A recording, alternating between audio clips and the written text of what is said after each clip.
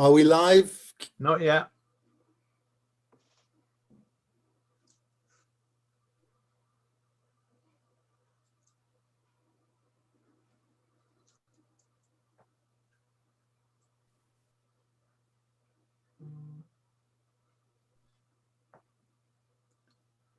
Okay, we are now live. So whenever you're ready, Nick. Well, I think we should go ahead. Jeanette hasn't yet joined us, I don't think. Hopefully she might. But to everyone else, welcome. And particularly to Jenny, who doesn't have to be here. So it's an extra delight that Jenny could join us. Things I do in the name of fun. I don't have to be here either, Howard. Nick. Good evening, Roger. Howard, Nick, what I'd say. Yeah, sorry. You said Howard. I may increasingly look like Howard, but I tried having my hair cut so that I could be distinguished. I think we should move on. Yeah. Sarah, we haven't got any formal apologies, have we? No, we don't. But Jeanette may or may not be able to join us as she's set with Ofsted, which is a very good excuse. I think before we get started into the meeting, I should just say that sadly, this is the last meeting for both Brian and David, which is something that is going to be very difficult for us to do without their input. The village obviously owes you both an enormous debt of gratitude, particularly for your roles in making the pavilion happen, which will stand as a lasting testament to your contribution. In terms of David's role, we were obviously hoping that you would continue to be involved with the Mill Road development, but Jeanette and I have agreed that we will try to fill your very large boots as best we can. But thank you both very much. I don't know if either of you want to say anything about your past or your future before we proceed. I think all I would like to say is that over the years, all I think I really did was come up with a few ideas and left Sarah to deliver them.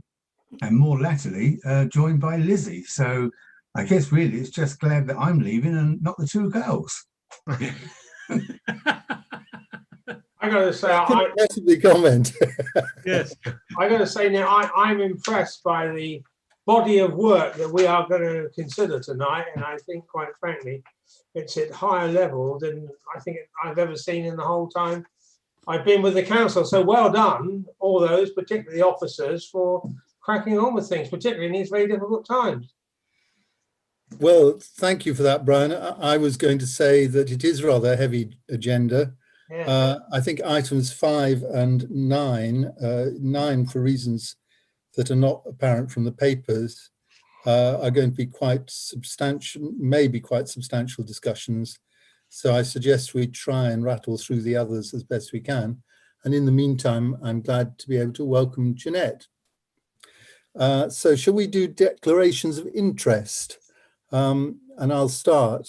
I'm Councillor Nick Wilson, member of the Facilities Committee. I've read the agenda and papers for this evening, and I have no pecuniary interest to declare, but I do have a non-pecuniary interest in the Newman Collard playing fields as a trustee.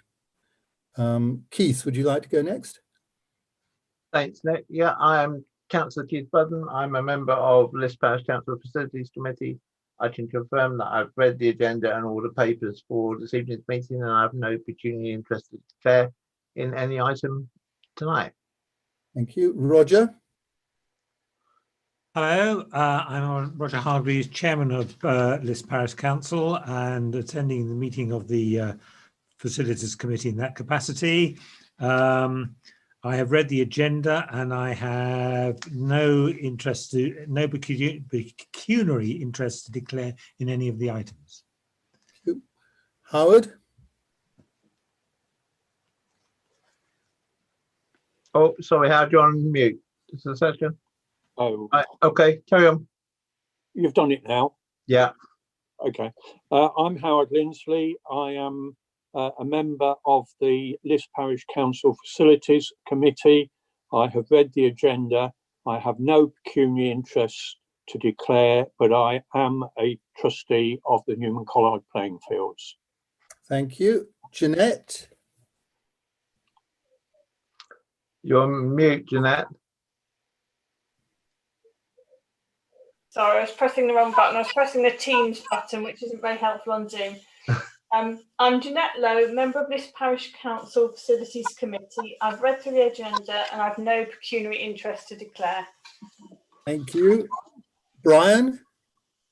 Brian Mayo, co-opted member of this committee, Facilities Committee at Liss Parish Council. I read the agenda and I have no pecuniary interest in it. Thank you. David? I'm David Dulles, a member of the public, co-opted to the Facilities Committee. I've read the agenda and I have no pecuniary interest to declare. Thank you. Jenny? My name is Jenny Bennett. I'm a councillor for Liss Parish Council. I've read the agenda and I have no pecuniary interest to declare. I'm getting much better at saying that word. Thank you all very much. I should just say that we Nick, I think you missed Andy. Andy, I'm so sorry. Andy, please. Last but by no means least, I'm sure. So I'm Andy Smith, Councillor Andy Smith. I'm a member of the Facilities Committee and I have read the agenda and I can confirm that I have no pecuniary interest to declare. Thank you. As I was about to say, we're also joined by Sarah Smith, clerk to the committee, and Lizzie Keeling, who is the assistant clerk, but is here for some of the early items. We didn't have a meeting at the end of last year, so we're looking at minutes of the 28th of September. Does anyone have any problem of accuracy?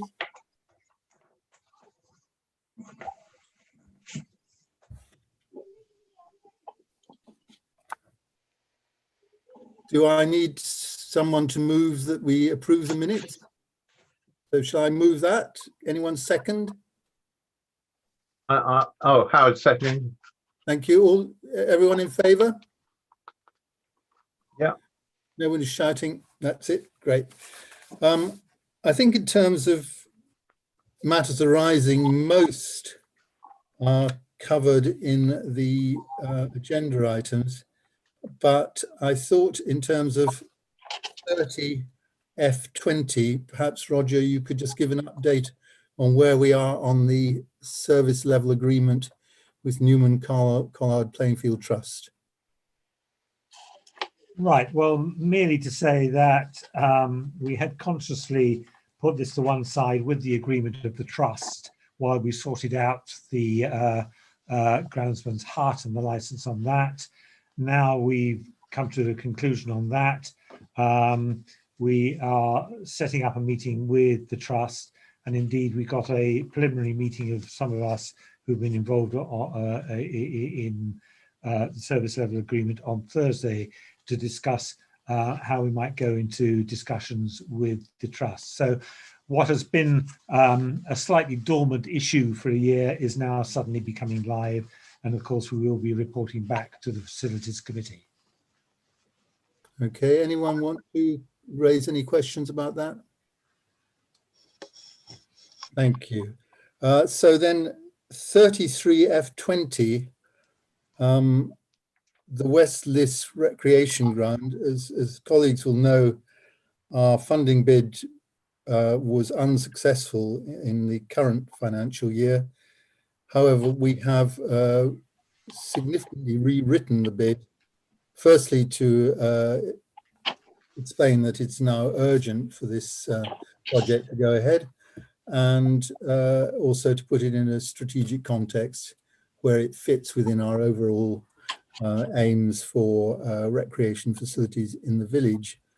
So, Sarah, do you want to, are there any sort of signals at all from the National Park Authority? No, we won't hear anything at all until the autumn. Okay, so we keep our fingers crossed. 34 F20, the Petonk terrain has been installed, and we are shortly to have a path laid to enable the Petonk players at Liss Forest to get to it without getting their feet wet, with a budget approved for that. And 35 F20, as Roger has mentioned, the SLA for the use of the groundsman's hut at Newman Collard has now been signed and sealed. I think that's all the matters arising, apart from ones that are covered on the agenda. But does anyone else have anything else to raise?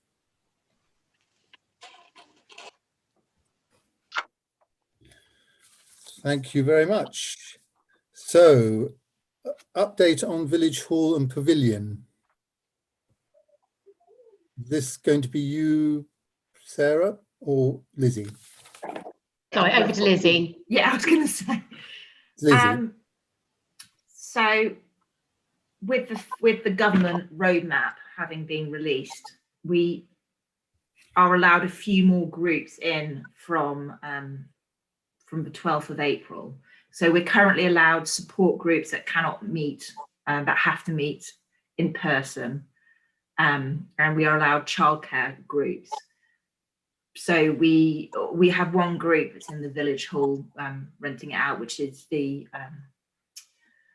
ROS, the RVS, Royal Voluntary Service, but we haven't had any hires, any regular hirers back. But from the 12th of April, we're allowed parent and child groups, maximum 15 people, but under fives aren't included in that, which is a great policy. And we can have children's indoor activities, such as organised sports and dance classes. We have had one new regular hirer that will be starting in the pavilion, but actually I think the majority of our hirers will return when adult indoor activities, the dance classes, the keep fit classes, can come back on the 17th of May. We have had interest from the majority of our regular hirers, but they need to advertise their classes, and to do that they need to be sure that they actually will be allowed to go back. So although we've had provisional bookings, actually I think until people feel that there's certainty, we won't be getting any bookings. We've had a couple of bookings for people who've delayed. They've had a wake for a member of their family, and actually they want to make it into a big event. So that's not going to be until that they can invite 30 plus people. So we've had some for July. But once again, they are provisional bookings, and I'm not taking any money because we did an awful lot of refunds for events which had to be cancelled, which creates a lot of paperwork for Liz. Were there any questions? Well, you did say in your paper that you anticipate that we will be very busy with parties. Well, I anticipate when that's more from speaking to parents who, and you know, my 6-year-old daughter just had her second lockdown birthday.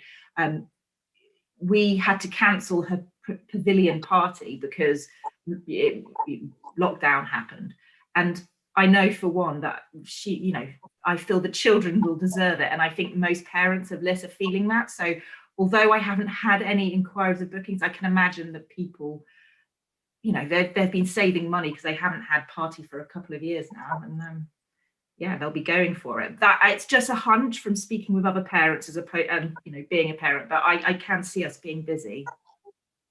The reason I drew attention to that was a view that I just wanted to offer, which is that once we're firmly back able to guarantee bookings, I think we probably ought to be looking to do a bit of active marketing. Yeah. Particularly for the village hall, with the village centre project, we've identified it as with the proposed consultants, that we see the village hall as an important central hub for the village, obviously alongside the triangle. but we probably need to have a bit of a campaign to awaken people to its wonders, as well as the pavilion. And that's why I'm really glad that Jenny has found it possible to be with us at this meeting, because we probably would find it useful to enlist her support a bit later in the year.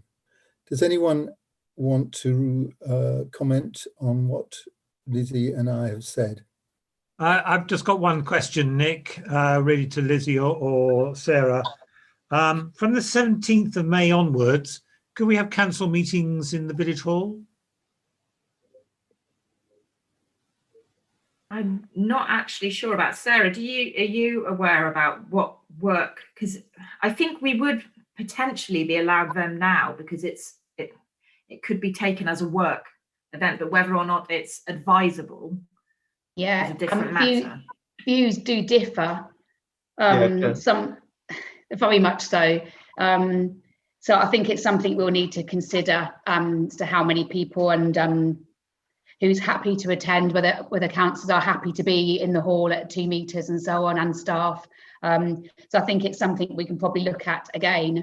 Because as I said earlier, I certainly would like to do the next rounds of interviews for the officer we're advertising for. I'd like to be able to do that in person. I still see real merit doing that. Well, so it's open. And I'll leave that with you, but I'm conscious that the current regulations expire, I think, on May the 7th, which is going to be an issue in terms of holding meetings. And secondly, it seems to me that a lot of sedate people sitting 2 meters apart around the edge of the village hall is much less of a danger than having indoor activities such as organised sports and exercise classes. So I just leave the thought with you. But Roger, for example, I have had some of my, the exercise classes where the intake of people are the older generation, and they're the ones who aren't going to be coming back because they won't be able to get the clients to come. So it's a matter of risk. Yes, no, I understand that point. I do understand that point. But we would have a real dilemma after May the 7th. We would have to, if we were having live meetings, we would have to allow the public in, and we don't necessarily know the numbers or who would they be. I'm quite happy to have them standing outside. Broadcast it out like a royal wedding. Did we? Some parish councils. I just raised a couple of things. I mean, firstly, on the point of meetings, it's an interesting one because equally at the district council, we're not quite sure where we stand on that at the moment, because apparently the view we've been given legally is that staff are staff, but councillors are members of the public. So we'll wait on that one. But the other one, Lizzie, I wanted to check was, has the village hall been booked yet as a venue for the polling station on May the 7th? Yes, it has. Okay. But I suggest that we bring a proposal to the 7th of May council meeting. Okay. May we move on? I think we have to resolve it one way or another. I can't just leave it floating. Yeah. But that would be soon enough, wouldn't it? Because we'll be meeting on the 7th of May, and then we'll know what the new if there are extended regulations. We're meeting on the 5th of May. 5th of May. Yeah. I mean, as I said, the views do vary, and some parish councils think they can't have any meetings in person until the 21st of June. So I think it's something we can look again at and review, maybe, as you said, on the 5th of May. Yeah. Okay. Should we move on then? Because we're coming to the first really big item, which is the mill. Andy's got his hand up. Sorry, Andy? I just wanted to say a couple of things. One, I think it'd be worth reflecting on the now guidance around parish meetings and actually making a request to them for what they think their guidance might be ahead of the 5th. And I guess the other thing I would say is that I really hear Lizzie's point about members of the public joining, and it's also worth remembering not all council members will necessarily have been vaccinated or staff at the time of that meeting. So we really should think about kind of the broader duty of care around that, and whether or not we will find it helpful for us all in face masks talking through face masks at the meeting. So I just wanted to kind of offer a perspective from an individual who won't necessarily have been vaccinated by the time of that meeting too. We'll keep our fingers crossed, but it illustrates the fact that we can't really make a decision now because we don't know whether we'll be allowed to continue to have meetings by Zoom or not. Jeanette has her hand up as well, Nick. I just wanted to put in the mix the possibility of hybrid meetings, because there might be some councillors who, because of family members or their situation, wouldn't be able to attend a face-to-face meeting. Even if they have been fully vaccinated, they might have other people that haven't been, and so on. So that there might be a possibility of a hybrid meeting where some people are in person and some people are still virtual. So just to put that suggestion in the mix. Okay, thank you for that. I think we will move on now. Could I ask anyone who isn't speaking to mute, because I'm certainly getting some feedback here. Lizzie, you're going to introduce the item on Mill Road. You want to do Mill Road, not the allotments? It's Mill Road next. Mill Road is number 5. Sorry. Yep. So this project was started a while back. It was originally the Pocket Park project, if people vaguely remember. Unfortunately, we weren't successful with that funding, but Sarah did a brilliant bid for the EHDC funding as Section 106 money, and actually got more money through that scheme. So she got 19,000, and I think the max we could get for Pocket Parks was 15,000. So it enabled us to squeeze a few more things in. I don't know if everyone has taken a look at the proposed plans, but this is an area, it's currently owned by EHDC, and we are hoping to get a license for using it, potentially just for 2 years initially, and then hopefully, I think, is it still a possibility, Keith, that it could be then part of the ownership could be passed on to Liss Parish Council? That's the plan, yeah. Yeah, so it's more to, I think they want to see that it is actually going to be managed appropriately in the 2 years, and if we can prove that, then actually it can become a Liss Parish Council asset. David and I met with Jane Devlin in January to discuss the license and various proposals, mostly for managing the site, because that's the big sticking point at the moment, as well as the insurance. So they currently, it's just a big field, and they currently cut the grass a few, I think it's 4 or 5 times a year.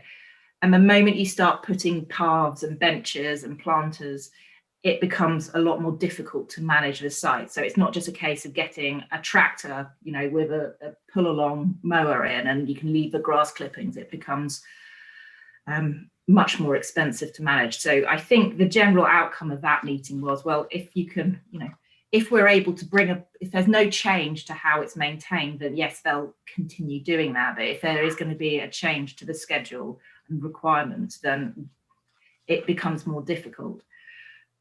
So we left it at that, thinking, well, could we possibly take on the maintenance and then EHDC pay us a grant for whatever they would normally spend on managing the site? And the other issue was the insurance schedule. So their license stated, there's things couldn't be more than 1.5 meter high, because they didn't want to change the risk profile. And that's a bit of an issue when actually a lot of the equipment we're planning to put in is, some of them are climbing frames, some of them are actually equipment we've been given for free by a local park designer. So we've Sarah checked our insurance and how much it would be to put it onto our insurance schedule instead of it being EHDC schedule, and I think it's just over £400 per year. So those are the two sticking points with EHDC. And then on the budget wise, the path has become one of the major features, which absolutely is critical to the plan, because one of the items is that this is going to be a fully accessible area, so accessible for, you know, parents pushing buggies, to people in wheelchairs, to, you know, people who are a bit more uncertain on their feet. So the path is absolutely critical. But the initial quote I had when doing the pocket park, I found somebody who quoted me £5,000. I haven't been able to contact them since, and the person who is currently Coloured Courts, you may have heard of them. They've done a couple of parts for Liss Parish Council. They quoted, I can't remember how much, it's 13,000, so quite a lot more over budget than we had estimated it to be. So we've got to decide whether we pull back plans in other areas in order to keep the path, or scale back the amount of path we put in, or we try and get more, you know, we allocate money from Liss Parish Council kind of still funds, or but that's a decision that we're hoping to get made today.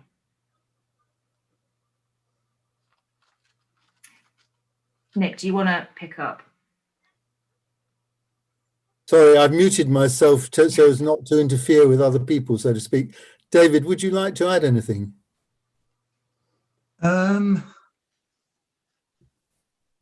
Not necessarily. I think one thing that LPC might want to consider is, as Lizzie said, we've got just over 19,000 from section 106. And if you've read the paperwork, there are a number of other donators to this project in the form of Hilliers, Liss Men's Shed, the Liss Horticultural Society. And my personal feeling is that at the moment, LPC are not a contributor to this scheme at all. And it seems to me that when the amount of SIL money is made available to them in April this year, they may want to consider becoming a contributor to make this project into a reality. If I could just give a first reaction, and suggested way forward. I mean, the first point is this is likely, subject to public comments on our action plan, to be an action priority for the year ahead. Lizzie has asked at the end of the paper about a working group, and I personally think that local resident buy-in is a critical thing that we need. Therefore, I would propose to go ahead with the joint Liss Parish Council and local residents working group that David and Lizzie have been setting up, though with Jeanette and myself attempting to substitute for David. I think there's a question in my mind whether we could get a lower price than the 13,000. I have to say, having heard who has made that proposal, the other work that they've done or are about to do for us has been competitive. So I'm not sure that we're likely, frankly, to get a much lower price. So my suggestion would be that within the budget that we have available, we should prioritize the paths and other hard landscaping, and seek agreement to getting on with this at the 5th of May council meeting, in that we need to have their approval for us to sign the license. But if we have that approval to sign the license and get ahead, then I think we should get ahead during the summer months. I would propose that on the issues of the insurance and the ongoing maintenance, we have a small internal working group of Lizzie, Sarah, Jeanette, if she has time, and myself, with David's input while David is with us, just to try and bottom those issues, but in time for us to firm up a final budget proposal for council on the 5th of May. So what I don't want to do, having got this far, is to hold things up unnecessarily. And we know that we have the 19,000 available, but it may not cover our full ambitions. But it would be good to get the main works done this summer. What do May people I just feel about say, that? Chair, that the 19,000, when I spoke to EHDC, they said, they do expect the 19,000 to be spent in a timely manner. And when I pushed, they said we would expect it to be spent this year. This calendar year, or This, yeah, 2021. Financial year. June? No, not for financially, but No, it's calendar year. By December. Yeah, not by April. Well, that fits with our aspect. This is the thing we want to achieve this year, and it should be done in the summer months. Keith, I think you wanted to come in. Yeah, I've just realised, Nick, that I should have declared an unpecuniary interest on this item for the minutes, just because since I'm a councillor at EHCC. Thank you. Any views about my suggested way forward? David? I think there's a sensible calculation that could be made that says we know that there's 19,000. We know at the moment there's a 13,000 input to that to provide the path. I think we need to overlay that with all of the other features that we desire and end up with a gross total. If that gross total does indeed exceed the 19,000, we will at least have an estimate as to what that overspend might be.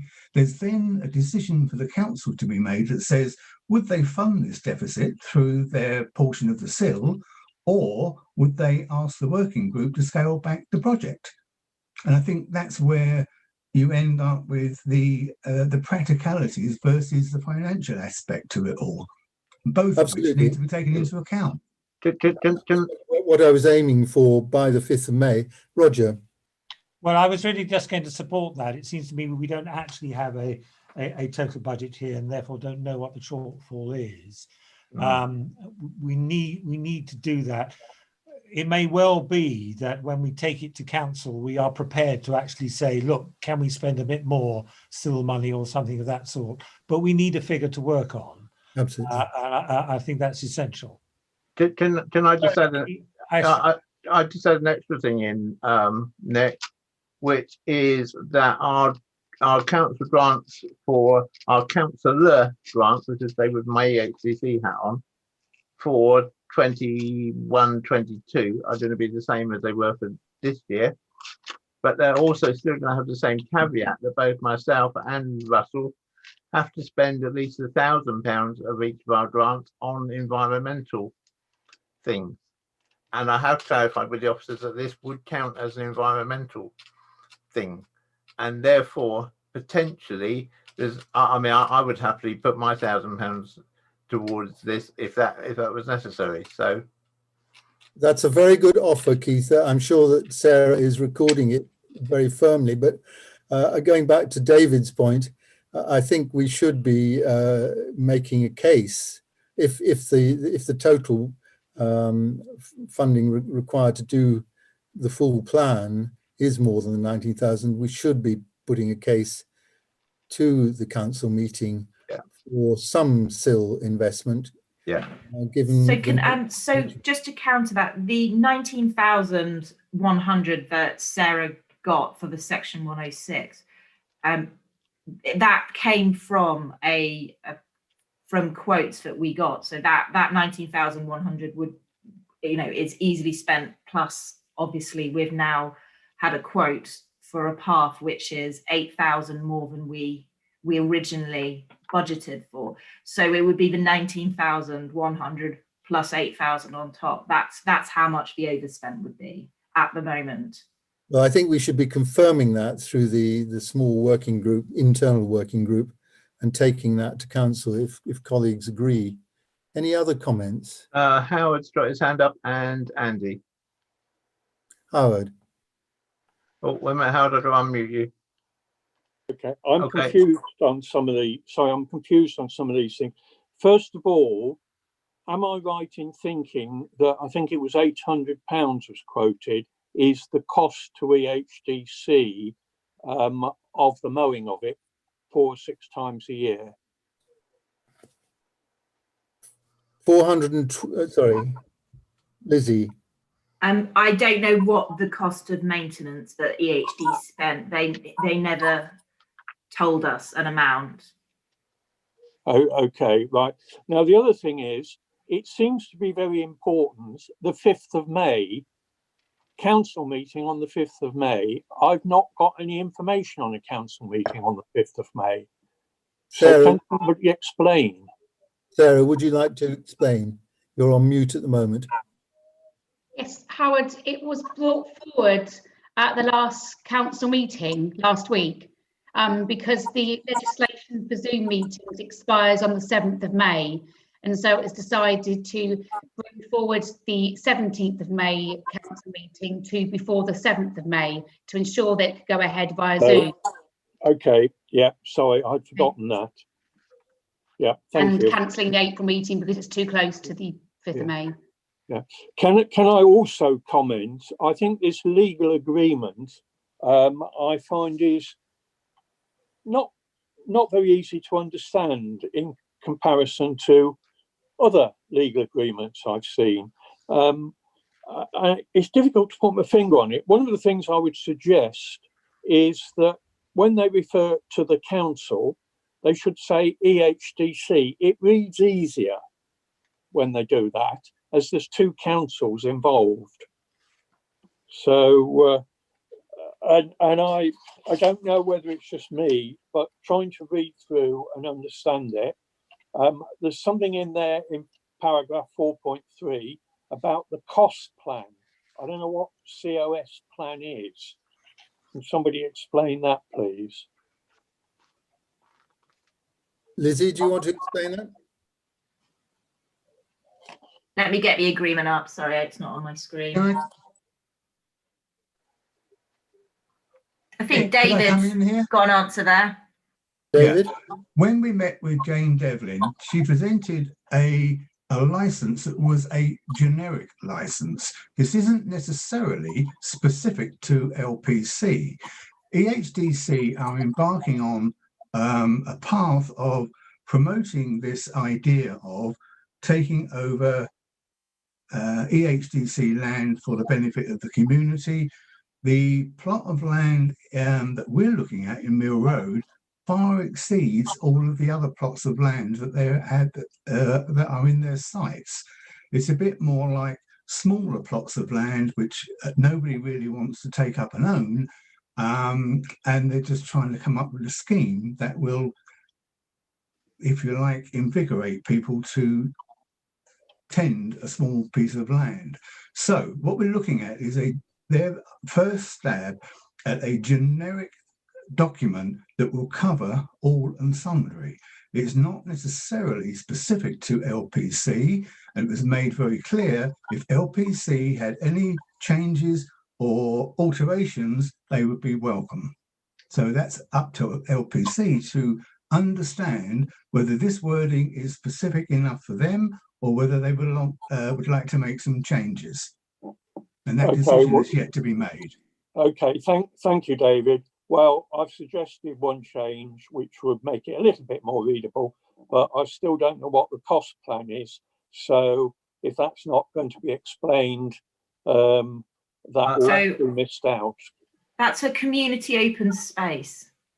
Oh, right. So the plan needs, what they're looking for, as I understand from Keith, is they want to see that we actually do what we're going to say we're going to do with this land before they actually hand over ownership. Yeah. In 2 years' time.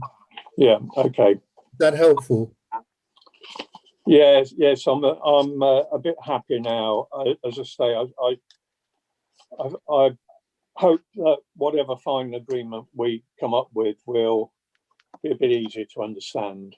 Again, how part of that comes down to it being generic, and hence the 2 years. No, I accept that, Keith. They could well say, except that probably a parish council will be fine. Obviously, it needn't be a parish council. It could just be a group of neighbours who want to take over a bit of land, and therefore you need a cooling off period, if you like, to prove that the neighbours will deal with it properly before it can be handed over. No, I accept that, Keith. I understand that. Thank you. Thank you, Howard. I've got Andy and Roger. Roger, was it particularly about what we've just been discussing? Or, Well, no, not really. in that case, I'll ask Andy to go next. I am interested in the legal agreement because reading it, it feels really quite one-sided in terms of the benefits to the risk. So I was interested to hear what David said about the fact that it was a draft and they were up for having a conversation about the wording. Is that about the terms of the agreement, or is it about the detail around the wording? And the reason why I'm interested is just because it says things like that the license can be terminated by one party without with a bit of notice, and it says the license expires 24 months after it comes into effect unless extended by agreement of the parties. So EHDC could unilaterally decide not to extend the agreement, and we would have no recourse to challenge that. So I'm just really, and also the description of how it will be extended is quite vague in that it says, where is it now? The parties acknowledge and confirm their intention to take an, oh no, hang on, sorry, wrong bit. Could you give us a reference? So the 4.3, where it says the intention of the parties that once the COS plan is completed, the land is shown to be viable and sustainable as a community open space, and after the terms of the license, the parties will agree on how and when ownership of the land may be legally transferred. That is really quite, I think, not very clear, and suggests that even if we met the requirement, it could still be that it wouldn't be legally transferred to us because we haven't met the requirements of the council. So I guess what I'm trying to understand is if we are investing significant resource into this, both in terms of time and money, how likely is it the HDC could just say, actually, thank you very much, we'll take it back at the end of the process? It feels a bit undefined for how we would move it over to our control and ownership. It feels like it should be more certain and defined and say that actually at the end of the 2-year period, it will transfer to us unless something isn't met. Thank you, Andy. I would just remind you that we've been told that it is open for negotiation. So that's a very helpful point. David wanted to just respond to that. Yeah, I think it's, as I said earlier, it is a generic one, Andy, and it's written to protect, I guess, both parties to it, that says it's a possibility that even though we invest time and effort, at the end of 2 years, we may want to walk away from it. And this wording allows us to do that. It also allows EHDC during that 2-year period to gain the confidence that we have indeed treated the proposition in the way in which it was intended, and are therefore entitled to take over the ownership of it. So it's worded where I guess both parties can get out of it if there's a problem which either one of them perceives. But I don't personally see it as a risk to LPC. But you have to go back to, we would hang our hat on that says if there's any sentence in there that we are unhappy with, we can have a discussion and a conversation with EHDC to air those concerns and maybe alter the wording to satisfy us. And I see that as a definite possibility. Roger is keen to come in, Andy, but we can come back to you in a minute if you need. Well, I will come back on the license issue, although I was going to pick up some of the other issues. But on the license issue, I mean, it's clear that it needs further work.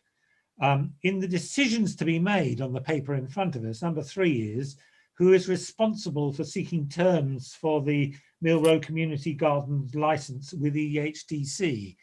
And I wonder what the proposal was for what the answer is to that. Who is actually going to put in the legwork to look at this license do we actually think we have to go to the point of seeking legal advice? On the first point, my proposal is that we should have this internal working group involving David while he remains with us, which I think in principle is until the new sort of council year at the beginning of May, but certainly taking his advice in the short term, which would be myself, Lizzie, Jeanette if she has time, and I think Sarah because of these legal issues. I hadn't previously thought that this would need legal advice because I understood this from talking to Keith as being something in our mutual interest. It does seem to be in line with the district council's aim for these spaces to be better used. But if, Roger, you're proposing we should, well, then clearly we should do that. Let me be clear on that, Nick. No, I mean, getting legal advice on anything is a mixed blessing, to say the least. So I'm certainly not going to rush there. And indeed, I do think that it's actually very much in the HDC's interest to actually see this through and basically get rid of this piece of land. So in the longer term, I think it's probably okay. But you're never quite sure on that. I'm quite content that if there's a group of people who are going to look at it carefully, I'm quite happy to leave it in their hands. And if there's perhaps a particular point that they're really unsure from a legal point of view, they take a view whether they need outside advice or not. But I'm certainly not going to argue the point further around this table, because I certainly am not a lawyer, nor do I understand all of the license as it stands at the moment. I just want to be reassured that somebody is actually going to put in the spade work. I think we've got a very clear steer, me particularly, that we need to look very carefully at the wording, and that we, picking up Andy's point, we need a firmer commitment that providing we achieve what's in our plan for the community gardens, it will be transferred to us in 2 years' time. Yeah, I mean, if I can, Nick, I think that could be fairly easy to achieve, because I think in 4.3, all that would need to be happen is for that, where it says ownership of land may, just to change that to ownership of land shall. And then I think that probably pretty well covers that one. Andy, did you want to come back? Andy wants to come, yeah. Only very briefly, and I maybe am a really risk-averse person, perhaps, but I always think as a point of principle, if we're entering into a legal agreement as a corporate body, we should actually get a lawyer to look over the legal agreement we are about to enter into to make sure that it's okay. That's not to say we can't do all of the work first before we get there, but there is something about entering into a legal agreement without any legal advice that just makes me feel nervous as a kind of corporate body. There's a possibility, I assume, in this particular situation, whereby, although in a sense it's odd because you could view the EHDC as the other side, but nevertheless, I would expect that EHDC would give us a certain amount of legal interpretation of what's in this agreement for us to consider. And it may well be actually that would be sufficient to cover the interests both of EHD as a public body and us as a public body. Yeah, I think I'm sure. Also aware of the political aspect that having invested in this, for then not to follow through would be, you know, pretty. I'm not saying we shouldn't follow through. I just don't think, as a council, we should enter into contracts without a legal agreement without having someone saying it's okay. And I suspect the lawyer will look through and go, "It's fine. Here are your risks. You decide whether or not you want to take them." But I just think it's a good practice not to enter into a legal agreement without legal advice. I think we'll note your view. Our chair has suggested that we should consider this as we go through it line by line. Unless we're going to take a vote on it, I think we should consider. We should give that careful thought. Howard. Oh, I second Howard. I'll try and mute you again. It's because your phone's giving the feedback for some reason. Sorry? I have to keep muting you because your phone is making a feedback loop for everyone else for some reason. Oh, don't know why. Okay. I broadly support Andy on that. I mean, we do have a retired, albeit a retired lawyer on the parish council who may feel he could look at it and assure us. But I think in principle, I agree with the point Andy's making.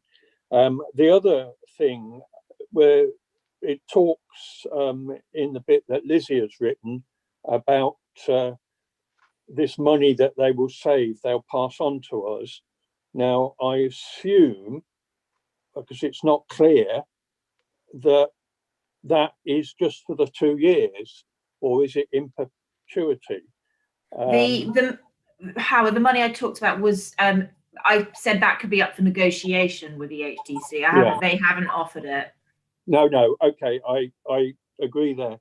When this first came up, my first feeling, and I think I did express it at a meeting, was that the reason East Hants are doing this is because they're trying to pass the cost of something over to the village. And I think I said at the time that I felt that we would be very happy to do that, but we want some sort of dowry with it. And I don't know, because I haven't been involved in the negotiations, whether it's likely they'll do that. But I think we can push for a lump sum because we are taking on the responsibility for that, and that will save East Hants in the long term. Howard, when I was making my proposals, I said that I think that one of the jobs of this internal working group should be to try and pin down both those costs, maintenance costs, and the insurance costs. I'd like to just explore with David and Lizzie a bit further how far they think we can push the district council. I won't ask Keith to comment, but they would probably say that they're investing 19,000 in it. Andy. Sorry, I just want to say I'm quite happy to have a go at redrafting the document with colleagues, the legal document, to kind of have some input into it to help get it to the right place, if that is at all helpful. I realise it's always slightly frustrating when someone sits there saying, "Oh, I don't quite like it," but then doesn't offer to help rework it. I'm sure we will bite your hand off, Andy. Thank you.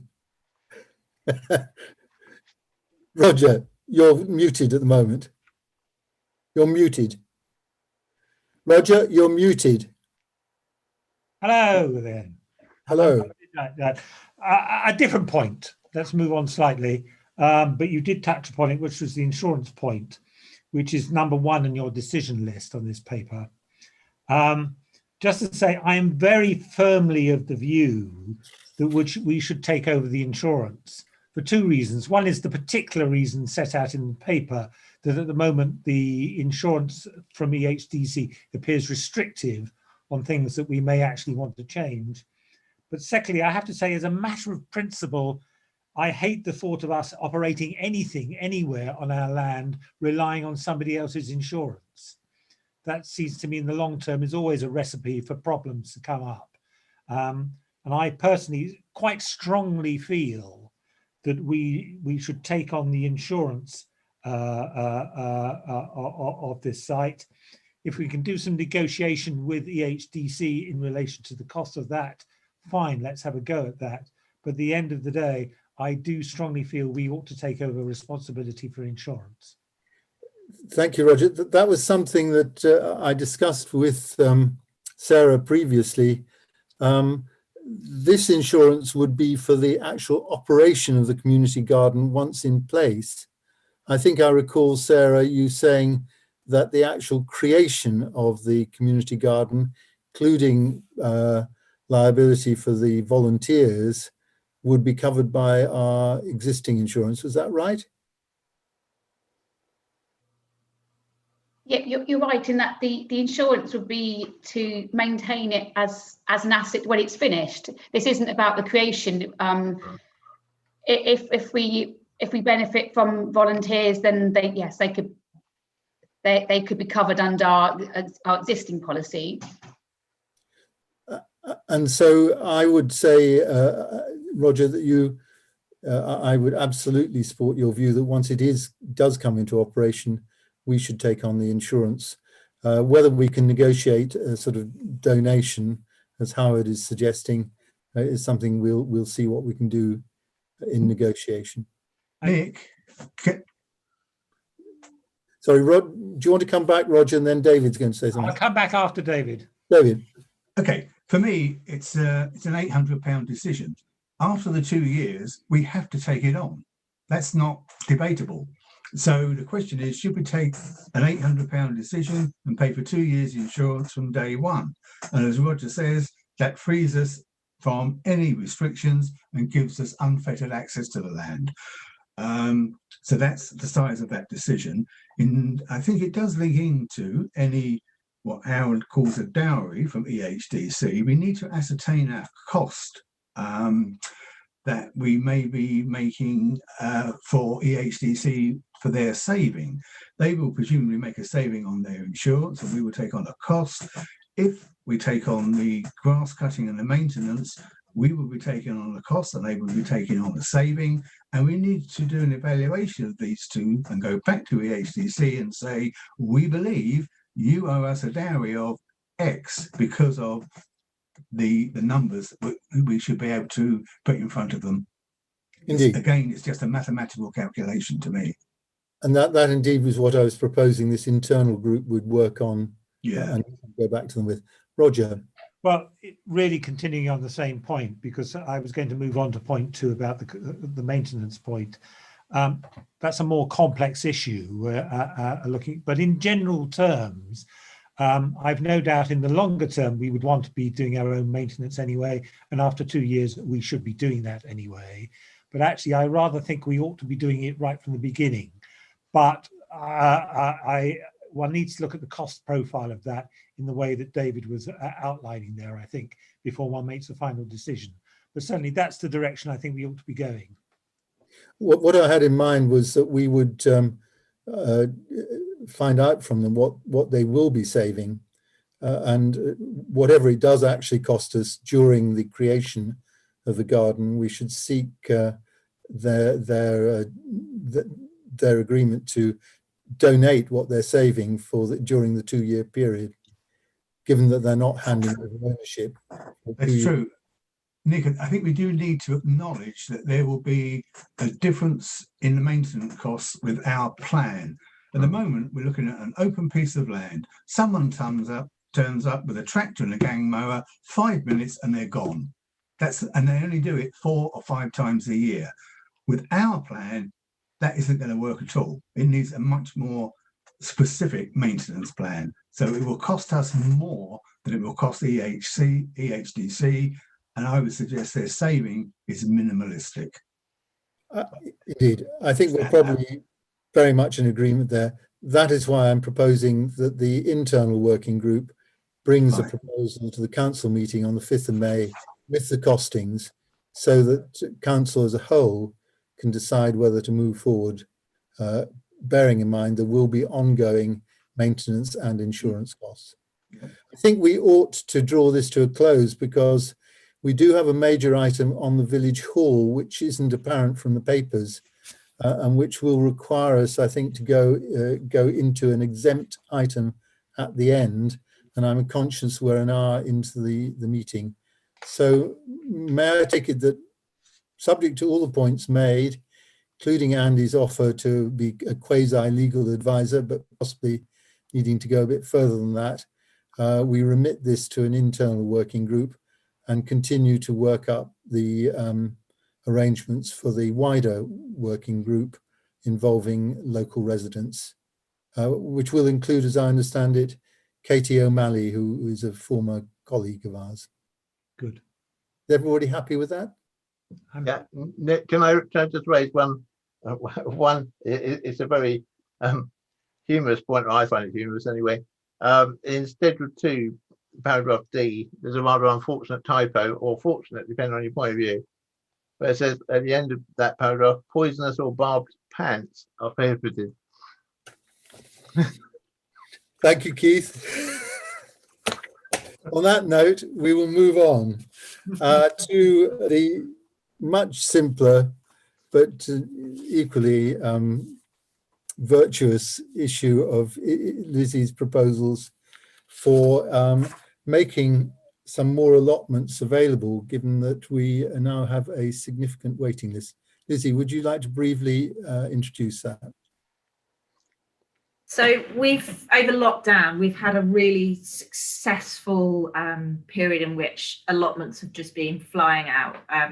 We brought in the new tenancy agreement at the beginning of the year, which has tightened the rules up, which allowed me to say goodbye to a few tenants who weren't working their plot. And in fact, you know, most of them were in agreement that they happily gave up their plots, and they were quickly snapped up. We're now in a place where we have people on the waiting list but no allotment plots. So we've got a plan to open a community allotment, potentially at Prince's Bridge, but it potentially could be Fernhills, because we have so we have 3 large plots at Prince's Bridge which are available. It's quite an unworked kind of wild state, but we also have the large area of land that woodwork folk used in Fernhills, which has been vacant since they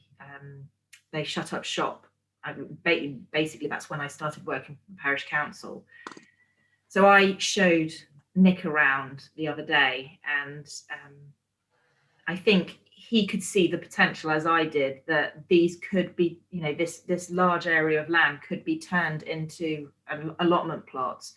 We have 7 people on the waiting list there, and as I explained to him, people very much want an allotment plot on their doorstep. They don't really want to get in a car, so they're on the waiting list for that site and that site only. And we have some real kind of lifers at Fernhills. They've been working their plots for just, I don't know, 10, 20, I don't know how old the Fernhills allotment plot site is, but yeah, we've got some real long timers there. So my proposal is to get some professionals in to put this area into a state that they can be taken over as allotment plots to reduce the waiting list at the Fernhills site.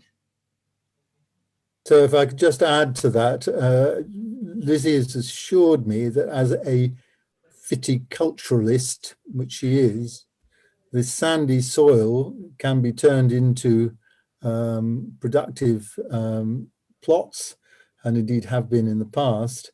We did have a look across the road, the other side of Duckmead Lane, and there are a couple of small plots there that actually do need to be cleared for health and safety reasons. Yeah. Because there are the remains of a disintegrated greenhouse,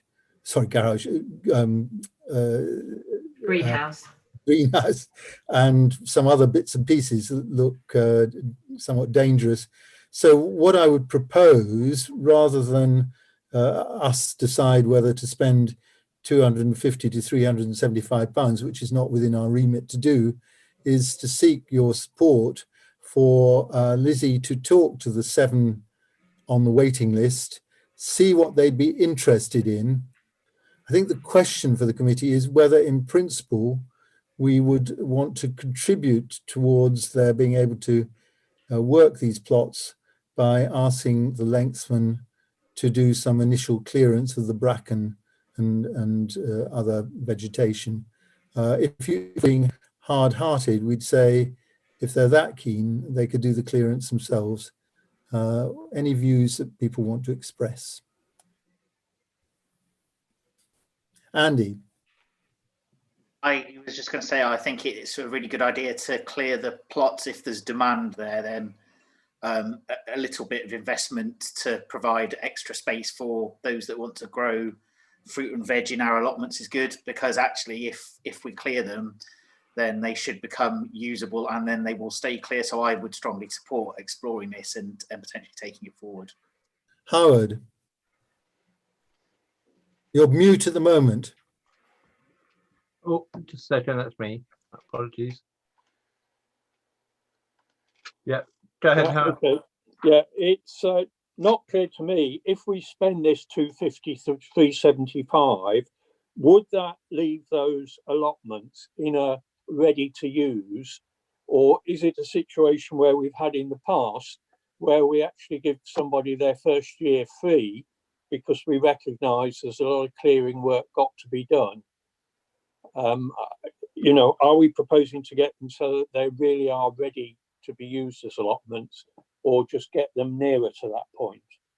The answer is they wouldn't be ready to use. They would need to be some muck applied. They would need probably to be fenced because of rabbits and possibly deer. So I think that's a very helpful suggestion. Thank you. David. I would just a word of caution about the knock-on effect. Over a number of years, LPC has had requests to use our own groundsmen to clear sites before we rent them out, and in the past we've always resisted that, and we had a policy that says what you see is what you get. As Howard says, we have taken a view that says if it's particularly overgrown, we would give you the first year free of charge. So all I'm saying is, if we spend money to improve plots, to increase their availability to prospective customers, I think there will be a knock-on effect. Someone will say, why would I take over an overgrown plot in Prince's Bridge when you cleared this guy's site in Fernhills? And we will need an answer to that question, because believe me, it will come. In my view, it's been a question we've been asked for years. Lizzie, do you have a response you'd like to make to that, as you're the proposer of this? Well, I think even at the moment we don't even have them plotted out as allotment plots, so there has to be work there. There's an awful lot of rubbish, detritus. People have been using it as a dumping ground. Just for health and safety, we would actually need to go on and at least mark up the plots and take out some of the rubbish. But people do ask me, you know, can you clear the plot? I point them in the direction of the Lenksman. It's not been on my watch. We've been giving them a free first year. I'm a bit harder nosed than that, I'm afraid. What you see is what you get. I think it's slightly different with Fernhills because it's I think you have to have a lot more imagination with how it currently is. It's not quite the same as Prince's Bridge, where it's all marked out nicely. And Sarah, did you want to? I was just going to back you up, Lizzie, and say that Fernhills is a very different situation to our other allotment plots.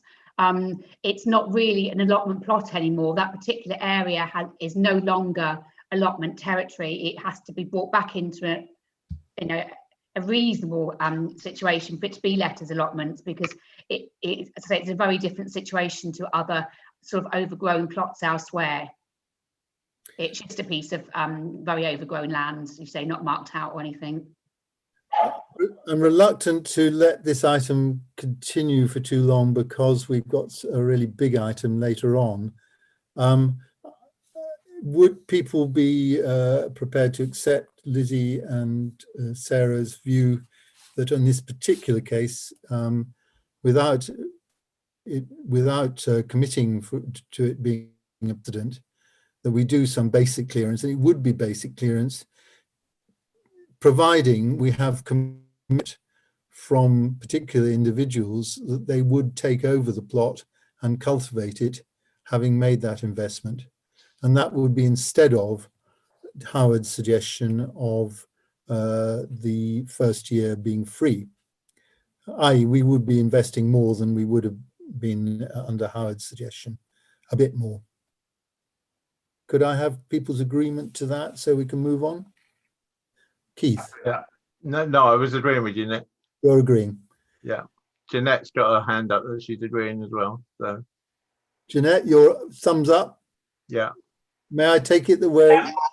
Yeah, my thumbs up. I think when they're that bad, it's just out facing. You don't get people taking them on. And his thumb is up.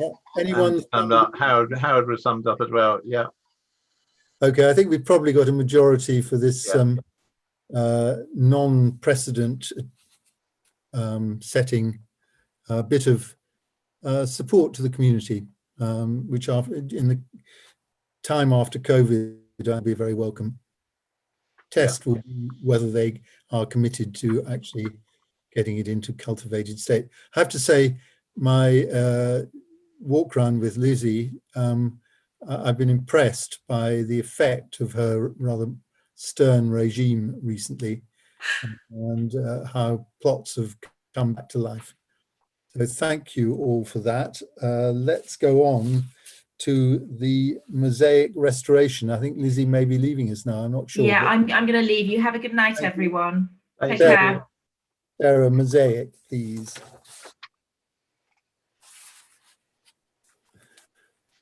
You're Sorry, mute, Nick, you're looking at me. Yep. So Miriam has been working very hard on this topic, and you've all got a proposal in front of you. There's some background notes which basically explains that Miriam has found somebody who is willing to take on this work on a not-for-profit basis, which is very good of the person. They're local and have some background in it and just really want to see it get back to its original state. The person's also quite well known to some of us as a very good tiler, so he comes with a ringing endorsement. So the quote is for £4,234, and that is for everything from cleaning the tiles, replacing them where needed, and resealing. So there's a three-stage process. There's the cleaning, the reinstatement, and then the sealing to ensure that the mosaic then is going to be going to last. So the proposal table is that, I think, is that we consider whether members are happy to recommend that council finds the funding for this, and possibly via SIL. Darren is happy to work with volunteers in order to keep costs down, and that is factored in. And so time-wise, the work is likely to be carried out in the summer, which would be ideal anyway, because the weather would need to be better for the work, and it means that volunteers can work together. So the recommendation is that members consider this quotation with a view to taking it to council for funding. And I think Sarah and I discussed the actual sum. We're delighted that Miriam has discovered some unused pieces of mosaic which are stored. It is possible that some of them won't be suitable for the gaps that need to be filled. So my suggestion is that we agree to put a proposal to council on the 5th of May to approve expenditure of up to 5,000, a round figure, just in case when the work is done, we find we have to actually buy some new mosaic. We don't have funds available, but it is in our action plan for the year, and therefore I'm hoping if we haven't had a PRG meeting before council on the 5th of May, so that the work can be done during the summer months, that council would agree to that. I don't know whether Roger would like to comment on that. Yeah, I'll just come on at that point. It is in our action plan as something that we are committed to do. The actual wording in the action plan is that we explore the options, but I think always with the intention of carrying it all the way through. We've always known that there was no funding budgeted for it within our own budget, and therefore it would have to come from external sources, of which SIL money was always going to be by far the most likely. Given the fact that we are now having SIL money coming our way, I would have no problem at all if it went to council with a recommendation for spending up to 5,000 from SIL money. That seems to be a very sensible use of the money. There's no doubt that within the village, there's certainly a feeling that we need to do something about the mosaic. I don't think there's any doubt about that at all. Does anyone wish to speak against this proposal? Howard. Howard? You're mute. No, Oh. you're fine. You're fine now. It's not so much against it. If I'm understanding it correctly, it is 4,200. That's the cost without us providing volunteers, is it? Sarah? You're mute, Sarah. Well, there's no, I suppose Darren knows there's a possibility of volunteers assisting, but you can never guarantee what's going to happen. But this is the quote on the table, and it doesn't say it's dependent on X number of volunteers or manpower hours. So I would assume that this is the quote with or without volunteer assistance. I think it's a very good question of Howard's to raise, and we ought to clarify that before we go to council on the 5th of May. It should be said that, as the paper points out, Miriam has been to 9 other tilers. This particular individual is willing to do it without making a profit. So I'm sure that he would be reasonable in any discussion about reducing the overall cost if we do get some good volunteers. Andy? Right, can I just finish my question, please? Sorry, yep. Yeah, because it was 2 parts, I should have made that clear. Right from the beginning, that has been a problem. I know initially it didn't have the railings round and kids used to ride bikes across it, but it's gradually disintegrated over the years, and some of them are very badly affected. It's just that he's a professional, dealing with it as a professional. If we have volunteers helping and things start going wrong later, he could just say, oh, well, that bit was done by volunteers, not by me. And I think the quality of work by the volunteers will probably not be as good as him because he's the professional, he's doing it. So I have concerns about using volunteers for this project. I think I'm right in saying, Sarah, that he was willing to supervise volunteers to do the non-specialist parts of the work.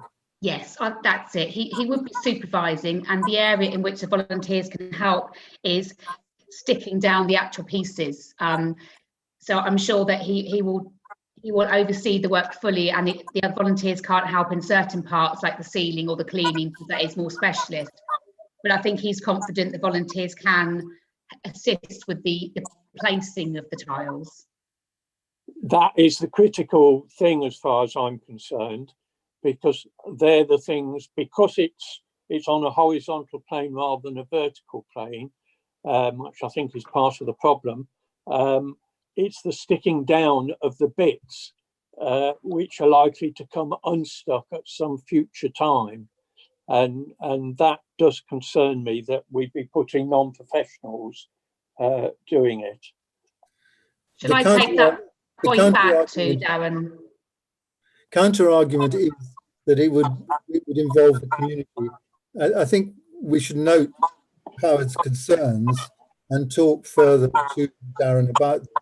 I got Andy and David wanting to come in. David, was this on this particular point? Yes. Would you mind if David goes first? Okay. As it happens, I met this guy and Miriam happened to be walking past them as they were discussing the project. And clearly, the work of a volunteer has to be strictly regulated. You cannot use them to use the adhesive and the cleaning materials because of the hazards there. So the two have to be distinctly separated. So yes, he is a professional person, and he says he's doing it at cost. I think the only other thing I would add is that the state of this mosaic could be attributed to the fact that it's been neglected for the last 20 years.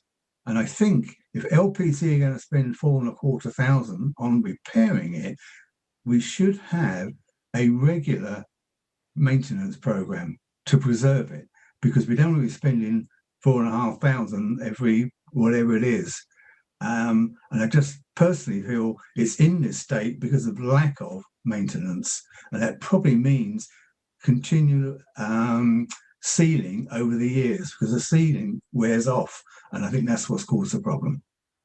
So that would be my only added point. We need to take on a commitment to maintain it. Thank you, David. Andy, you wanted to come in? I don't have anything more to add now. I think it's all been covered by what's been said. So my proposal would be that Sarah and I, with Miriam, discuss this issue of volunteers with Darren. I can see advantages in terms of community engagement, but I do understand Howard's concern about making sure that the specialist work is done as effectively as possible. And I think we should also talk to him about an ongoing maintenance program, what he would recommend. And the proposal is to take this, having had those further discussions, to council on the 5th of May. Does anyone want to say nay, or may we move forward on that basis? Agree. Let's agree. Okay. Yeah, agree. Thank you very much, Sarah, for that. We now need to go on to the village hall maintenance. I'd like Sarah very briefly to update the committee on what has happened so far and is in hand to happen very shortly in terms of the woodwork and so on. But there is a pretty major issue to do with the roof, which I think we need to take at the end of the meeting as an exempt item, because we need to talk about prices and the relative advantages of a radical versus a sort of relatively small. Well, it's all right. I'll come to it when we get to that item, but it's something we can't talk about without actually speaking about figures. And as we have to go out and get more tenders, we can't do that publicly. So Sarah, would you mind just bringing us up to date? Of course. So before you have the work programme to the village hall. The document brings together all the different strands of work required that were highlighted in the structural survey that was carried out. And all these works on this document need doing within the next 2 years. So the first area was treating the wood borer infestation, which came up from the further investigations. That work has been complete. The next area that was looked into was the external joinery and decorations. Nick and I spent quite a lot of time meeting with the contractors. We had 4 quotes in. We met with 2 of them for quite detailed discussions to make sure we got the right person for the job. And we selected the person who we thought would definitely be the best for the job. And they commenced work on the 24th of May. So that external joinery and decorations work will be underway very soon. The next area on the list that we need to turn our heads to is the roof. And as Nick has said, we need to talk about figures with the YouTube feed off. So that's to come back to, but that's the next area that we need to look at. So is that everything, Nick? Did you want me to introduce the second paper? No, I would just add that when we got stuck into the woodwork, it's clear that it's quite a major job that is needed, and I think the time has come when we do need to be prepared to invest quite heavily in effectively refurbishing what is an important community asset. But as I say, we'll say more under the exempt item. Is there anything that anyone wants to say or ask on what's happening so far, including the woodwork? Can I just ask a question, please, Nick? Brian, yes. The answer. Is the village hall listed? No.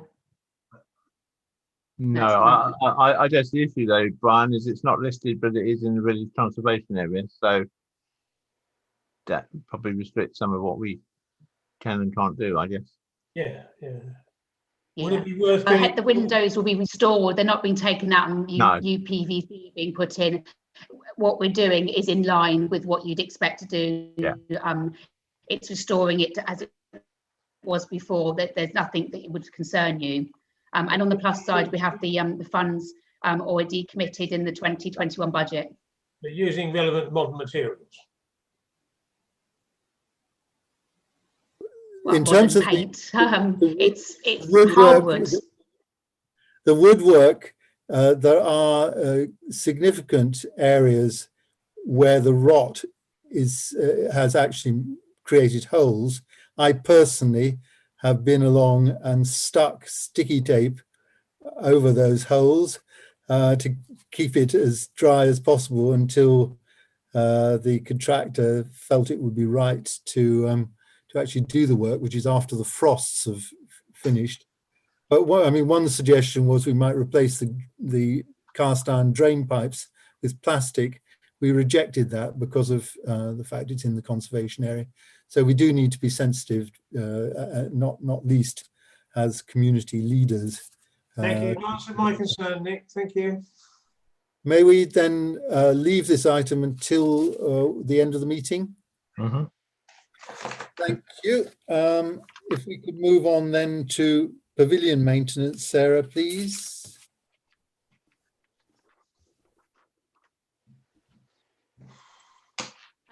So there's a few issues that have come up, probably no surprises because they've been bubbling away for a while. The boiler's been losing pressure over time, and despite the efforts of the contractor, the situation is continuing. And so we have booked an appointment with Ampella for the 1st of April alongside the gas safety certificate and the servicing to have a look at the boiler and why it's losing pressure still.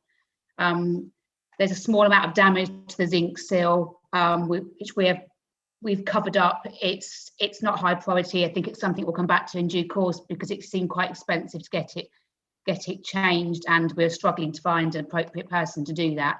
So that's something to come back to, and something which needs doing, not as urgent, but it does need doing. The long power cuts earlier in the year, we had an 8-hour power cut, meant the clock couldn't reset itself to the correct timing. Unfortunately, to reset the clock, it needs a switch flicking, but that switch is extremely high and a tower is needed to reach it. And so I think we need to use some of the next year's budget that kicks in April to get that sorted, just keep it all up and together as it should be. So the proposal is that we do the boiler ASAP and the other items when we have funding next year. Yeah, there's also the lighting issue. Oh, yep. Sorry, Howard. Could I have some clarification? Howard, I just let Sarah finish. I interrupted. Oh, sorry. Sorry. There's one last area. A local electrician did some works to upgrade the security lighting on the St Mary side of the pavilion due to feedback from neighbours who it was affecting. And now I think we probably need to get on now with the budget kicks in the 1st of April. You may want to consider whether we change the rest of the lights to bring it up to the same standard and in keeping with the St Mary's and the front side. I think we already have a commitment to do that, which, is a 2-stage contract effectively. So I think this is just a progress report. But Howard, do you want to come in? Yeah, a couple of things, please. Zin sill, no idea what a zin sill is, and nor does the dictionary. Got a C at the end of it. And also... Oh, zinc, yes, fine. Sorry, Howard, Oh, you're on mute, Sarah. Howard, it should say zinc sill. It looks a bit like a silver window ledge about half a metre off the ground, and it stops the rainwater running down where it shouldn't. Okay. That makes any sense. And the other thing, the clock, you say there was the 8-hour power cut. why have we tried turning it off for another 4 hours until the clock is approximately correct, and then turning it on again and seeing if that cures the problem? Unfortunately, we can't control the clock from the ground. The only way of controlling the clock is, and the reset button is from the roof where it's located. Or you're suggesting we should turn the power off from the pavilion? Yeah. I'm not sure. I have spoken with the company that made the clock, and they say the only way to sort it is to get to the reset switch. Can we take that Howard's suggestion away, though? Because we are going to be talking to the electrician about putting in a switch that we can operate from the ground rather than having to go up a ladder. Is that okay, Howard? Sounds good. Andy. I was just going to say, as part of my deep commitment to Liss Parish Council, I actually did turn the clock off at the wall, at the power switch, because there's a low down power switch, but not a reset switch, to try and turn it back on. So it's reset the time back roughly the right place, but it still didn't keep, and it's still gone a bit haywire. So regrettably, though that's a really good idea, Howard, it didn't quite work, which was very frustrating. Thanks, Andy. I forgot we did that. Nick, can I come in? I mean, the issue I find frustrating here is not the clock. I mean, I think that's fine, but it's the boiler, because the boiler's been an issue right since day one, really, hasn't it? It's regularly needed things done to it, and I just wondered whether there is any comeback to Tilden on that, because you know, ultimately they or their subcontractor fitted the boiler. And I say, to me, it just seems to have consistently gone wrong pretty well since day one on a not irregular basis. Can I answer, Nick? Yes, please, Sarah. Yes, it was one of the issues that was addressed during the snagging period, and it was rectified, and it seems to have slipped backwards again. The contractor, of course, was always very ready and willing to come out and to sort any future issues, but as colleagues will know, unfortunately the contractor passed away last month, and it's likely that the company, well, we don't have any recourse at the moment to any remedy. So I think at this particular time it's probably best for us to seek input from somewhere else. Okay. In normal circumstances, we would have been going back to the company. Do you mind me saying, I mean, when you replace a boiler domestically, it comes with a warranty. There's a range of warranties depending on the make of boiler, 7-10 years or whatever. Is there no warranty on this boiler? I think we'd need to check what the problem was and then check if that is covered under whatever warranty there is on it. So we'll try and find out what the problem is. There must be a warranty, unless it was never registered, of course. It would have been registered. But if I need to check, I think finding out what the problem is first and then seeing if it's covered is probably the best way to go. If we are in a warranty situation, the chances are the manufacturers will send their own engineers out rather than using a third-party engineer. I think we should just accept that suggestion, Sarah, if I may. Yeah, fine. Of course, you're right. I'll look into that. And if necessary, put Ampeller off. The key thing is to get the boiler operating before people come to use it, although the weather will be warmer. We've got Howard and Andy. Howard and Andy. Howard, right. Just saying, if the builders actually did repair, I don't know if that's the right word, the boiler during the said period, it now appears they didn't repair it during that said period because it's gone wrong again. So I think we should turn round to them and say, look, you failed to sort this problem out. But Howard, they don't exist anymore. Who doesn't exist? Sarah? Howard, Stuart Payne of Tilden Construction passed away last month. Yeah. And his company, and we don't know that the company will still be in operation, but it's his company, so there's not really any recourse at the moment unless somebody else continues with the company. At the moment, there's nothing we can do.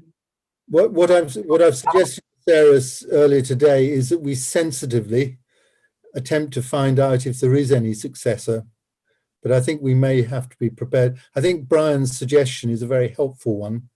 If the manufacturer's warranty should apply, which would be enormously helpful. David, do you want to come in? You're muted at the moment. And we got Andy as well now. Sorry, yeah, I know. David was just waving. Right, okay. I do have a recollection. I don't know if you remember, Sarah. You and I went into the boiler room with your mobile phone, and we've spoken to Stuart to talk us through a procedure to get this thing going. And my recollection is it wasn't the boiler per se, but rather the pump that operates it. And I think maybe we should go ahead with Ampella coming in and take advice from them about what the problem is and what piece of kit is causing that problem. I'm just suggesting it may not be the boiler per se, it might be the pump or something else. That's a helpful suggestion. Andy? Look, former Councillor Dodds steals my argument as usual. That was pretty much what I was going to say, because a boiler system losing pressure is not a boiler fault in itself. It could be in the pipes, could be a pump that isn't working. It could be an entirely new problem that actually isn't related to the first pressure loss. And I just think it's worth getting getting someone in to look at the system in the round to make sure that it isn't, it isn't a boiler issue. And two, actually, there is something for me about engaging a more local contractor around boiler maintenance, so they understand how the system works and we can call them out in the future, because I suspect this will not be the last time that we need someone to come and look at what's going on with hot water in the pavilion and kind of routine maintenance. Thank you both, and indeed Brian for his original suggestion. I think it's obviously important that we get the boiler rectified. Ampella, I know from personal experience, are very expert. I think they will give us a good opinion as to what's needed. I think we need to draw this to a conclusion. I'd just like to add that Councillor MacDonald has suggested that we ought to install a bin store partly for aesthetic reasons and partly for in case ne'er-do-wells come and start messing about with the bins. I think we're just going to put that in the fridge for the moment because we've got so many other expenditure items. And I know from personal experience that sheds are not cheap. So may we move on? Thank you very much. And we have now Liss Forest play equipment, which again is Sarah to speak on.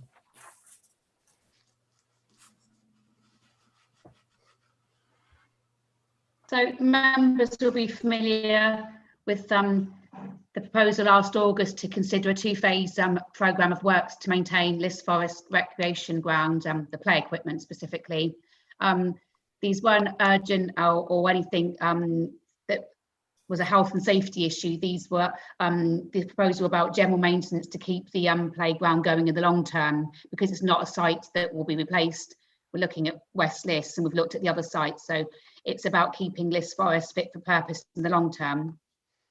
So the committee approved expenditure of up to 1,900 to spend on the first phase of works. Following receipt of two further quotations, this was reduced to £1,009. So that the works were carried out with a saving. But two of those areas were further investigations, and they have given rise to further work that needs doing. We paid for a check of the roundabout inside and the cross scales, and so now we need to look at allocating a further £507 to replace the bearings for the roundabout and £192 for replacing the chain covers for the cross scales. So that's on the table for members to consider. And now that we're in the new financial year, we are looking at phase 2. So the details of the work is there. It includes cleaning equipment, sorting some foundations and various bits and pieces. The sum required for those works the cheapest following 3 quotations is 1,759. So the proposal before you is to allocate the 507.74 to replace the bearings on the roundabout, the 192 to replace the chain covers, and the 1,759 to undertake the additional works in phase 2 in the 21-22 budget provision, the latter. And just, I think you told me that we have 3,300 in budget next year, and this would cost 2,458 in total. That's right. Does anyone, I mean, I think this is work that all needs to be done, and we have budget cover. Does anyone have any problems with this proceeding? Okay, thank you very much indeed. Now we have sorry, Nick, we should have a proposer and a seconder to spend the sums. So the proposal, I will propose that we spend the sum of 2,458 on the listed play equipment. How are you seconding? Everyone in favour? Yeah. Okay, thank you. We've got 2 grounds maintenance issues. One is that we do need urgently a long reach hedge trimmer for which the groundsman has got a quote of £660 excluding VAT. And we as a committee are able to authorise budgeted sums up to £5,000. But secondly, Sarah, would you just like to say why we want to replace, why we want to add a bin on the Riverside Walk, please? This was a request by a member of the public, but we all know that the platform at the Riverside Walk, the old railway platform, we find groups of youths congregate there and often leave litter behind, unfortunately. And we've noted this, and now we've had a formal request to install a bin. So I've looked at the options, and the bin we installed at Newman Collard was a suitable bin because it's very sturdy and fireproof insofar as it can be.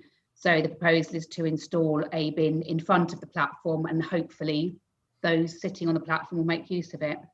But there's no money. There's no money for grounds furniture. So the first one, we have got budget cover. The second, we don't have the £396.